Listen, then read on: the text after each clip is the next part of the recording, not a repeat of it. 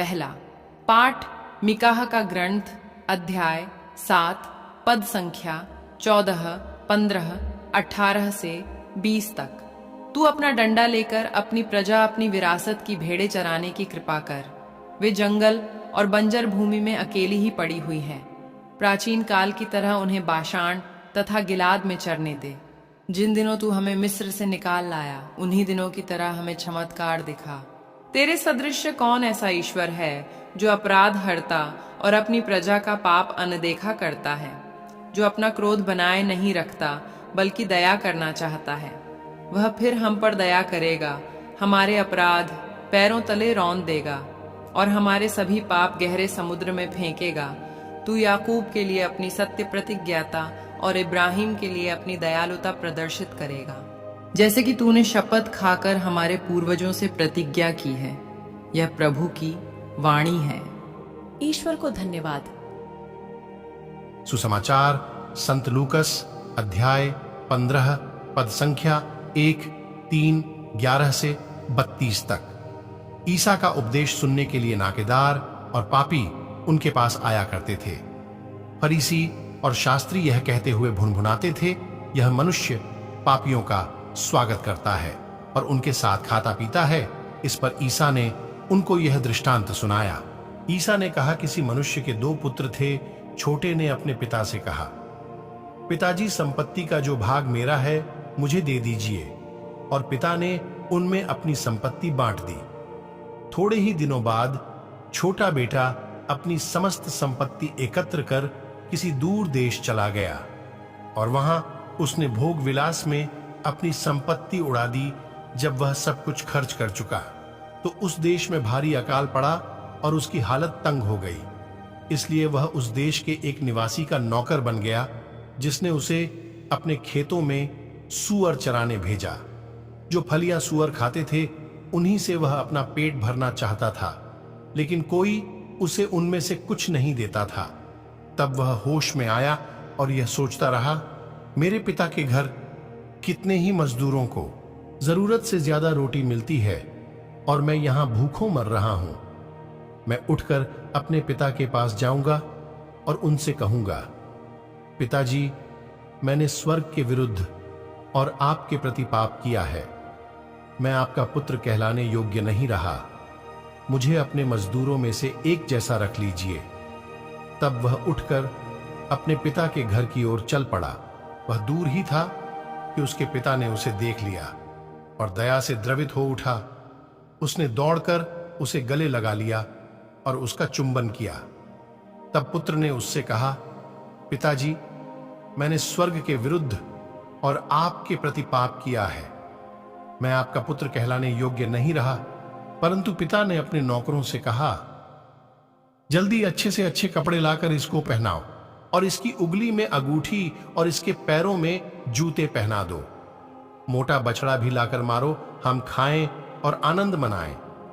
क्योंकि मेरा यह बेटा मर गया था और फिर जी गया है, यह खो गया था और फिर मिल गया है। और वे आनंद मनाने लगे। उसका जेठा लड़का खेत में था। जब वह लौटकर घर के निकट पहुंचा तो उसे गाने बजाने और नाचने की आवाज सुनाई पड़ी। उसने एक नौकर को बुलाया और इसके विषय में पूछा। उसने कहा, आपका भाई आया है और आपके पिता ने मोटा बछड़ा मारा है, क्योंकि उन्होंने उसे भला चंगा वापस पाया है। इस पर वह क्रुद्ध हो गया और उसने घर के अंदर जाना नहीं चाहा। तब उसका पिता उसे मनाने के लिए बाहर आया, परंतु उसने अपने पिता को उत्तर दिया, देखिए, मैं इतने बरसों से आपकी सेवा करता आया हूं। मैंने कभी आपकी आज्ञा का उल्लंघन नहीं किया। फिर भी आपने कभी मुझे बकरी का बच्चा तक नहीं दिया, ताकि मैं अपने मित्रों के साथ आनंद मनाऊं। पर जैसे ही आपका यह बेटा आया, जिसने वेश्याओं के पीछे आपकी संपत्ति उड़ा दी है, आपने उसके लिए मोटा बछड़ा मार डाला है।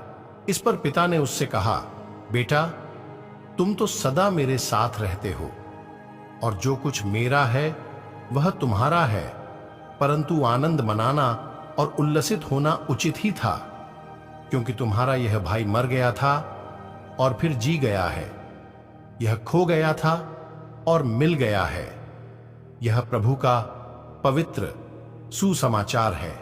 हे ख्रीस्त, तेरी स्तुति हो। मनन चिंतन। उड़ाऊ पुत्र का दृष्टांत 3 लोगों के स्वभाव तथा उनकी स्थिति के बारे में बताता है। पिता का दोनों पुत्रों के प्रति जागरूकता, सक्रियता तथा बिना शर्त प्रेम ईश्वर का प्रतिनिधित्व करता है। उड़ाऊ पुत्र नाकेदारों तथा पापियों का प्रतीक है, जिन्होंने जीवन में पाप किया तथा उसका फल भुगता, लेकिन उन्होंने अपनी दयनीयता में पहचाना कि वे पापी हैं। मैंने स्वर्ग के विरुद्ध और आपके विरुद्ध पाप किया है तथा इस स्थिति से निकलने का प्रयास किया। मैं उठकर अपने पिता के पास जाऊंगा। उसका जेठा लड़का फरीसियों और शास्त्रियों को चिन्हित करता है। वास्तव में यीशु ने उन फरीसियों के लिए ही यह दृष्टांत सुनाया था। फरीसी और शास्त्री यह कहते हुए भुनभुनाते थे, यह मनुष्य पापियों का स्वागत करता है और उनके साथ खाता पीता है। इस पर ईसा ने उनको यह दृष्टांत सुनाया।